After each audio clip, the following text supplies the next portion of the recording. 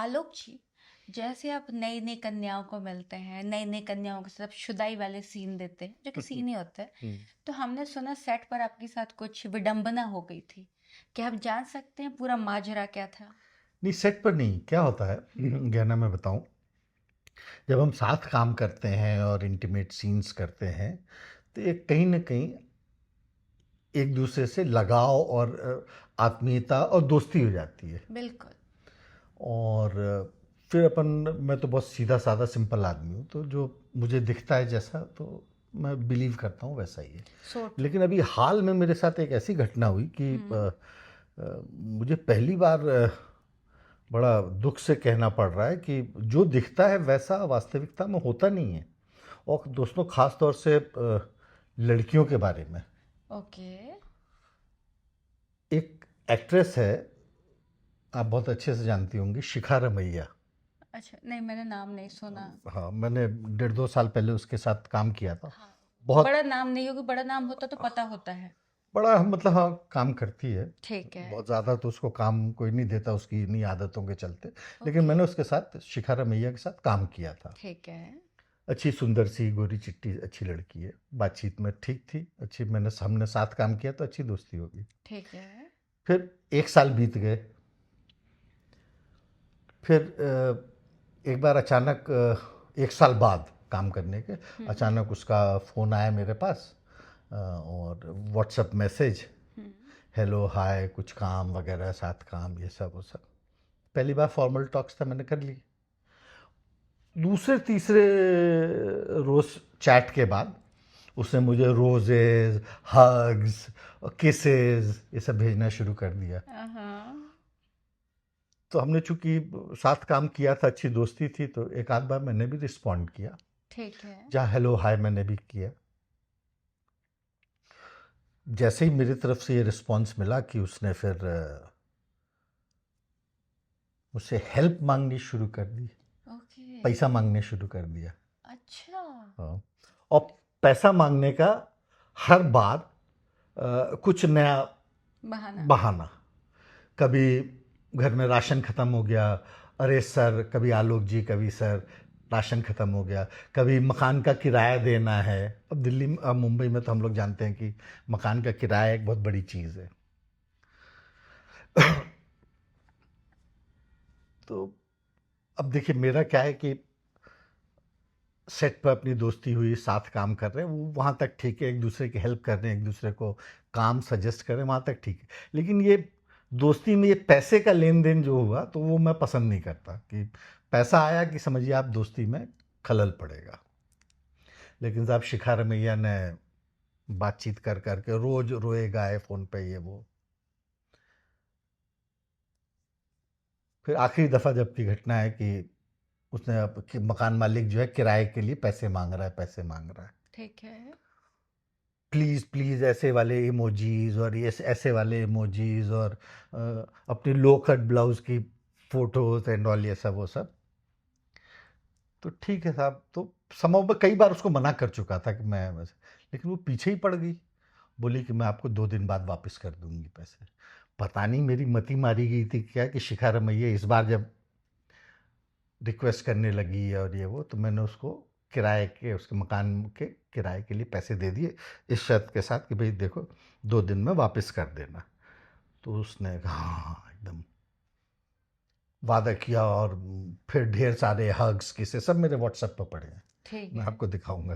बिल्कुल मैं देखना चाहूंगी, हाँ। फिर साहब 2 दिन बाद, अपन भी कोई ऐसे बहुत बड़े रईस ऐसा तो कुछ है नहीं, रोज़ कमाओ रोज़ खाओ वाली हालत, आर्टिस्ट आदमी। आर्टिस्ट की लाइफ बहुत टफ है। हाँ। और फिर ये फेलो आर्टिस्ट के लिए थोड़ा दर्द भी हो रहा था, शिखा के लिए, कि बेचारी का मकान मालिक उसको घर से निकाल देगा तो किराया हो जाए उसका। 2 दिन बाद का वादा किया, 2 दिन गुजर गए, 4 दिन गुजर गए। मैंने कहा अरे, मुझे आश्चर्य होने लगा। मैंने उसको फ़ोन लगा, हाँ नहीं हो पाया, अभी मुझे काम नहीं मिला है, ये मैं करती हूँ ये वो। तो 2 4 दिन और गुजर गए। तभी मेरे पास एक प्रोडक्शन का एक काम आया। ठीक है। तो मैंने सोचा कि इसके पास मेरे पैसे हैं ही, मकान किराए के मैंने पैसे दिए थे, पैसे हैं ही, हाँ। तो इसको मैं इस काम में बुला लेता हूँ एज एन हाँ। एक्ट्रेस। और रिकवरी भी हो जाएगी। रिकवरी कर लूँगा। हाँ। तो मैंने इसको बताया शिखा रमैया को, तो बोली हाँ हाँ ठीक है। बस मेरा जिस दिन प्रोजेक्ट था दोपहर तक मेरी बात हुई, हाँ भाई ठीक है, शाम को मैं कॉल टाइम वगैरह भेजता हूँ। शाम को मैंने कॉल टाइम वगैरह लोकेशन भेजा, उसकी तरफ से रिस्पॉन्स आना ही बंद हो गया। ओके। फिर रात हो गई, अब अगले दिन सुबह 8 बजे से शूट है।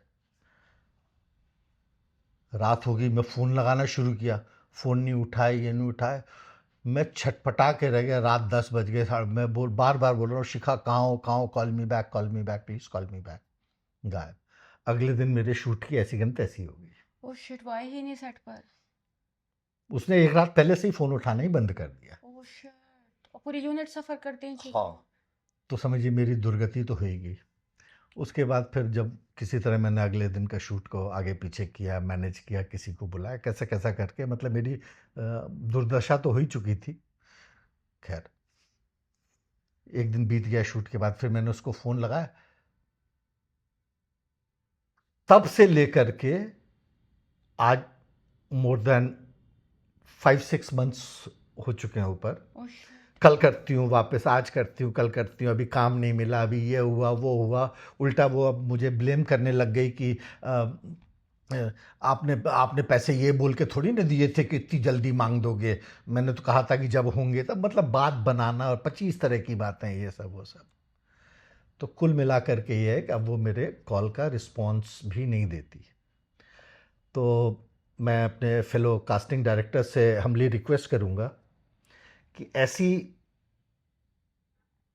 मतलब ऐसी बेईमान एक्ट्रेसेस से, ख़ास तौर से जो लड़कियां, जो जो सुंदर लड़कियां जो हैं, जो अपनी बातों में फंसाती हैं और झूठ सच बोल। शिखा रमैया का तो मैंने वैसे भी पता किया था, सेट पर उसका वैसे भी झगड़ा हो चुका है एक दो पर। ये खास क्या करती है सेट पे, एक मेरे फ्रेंड ने बताया, उसके सेट पर आई थी और जैसे सीन चल रहा है, बोल्ड का सीन चल रहा है, आधा सीन किया और उसके बाद फिर रोक देती है। क्यों?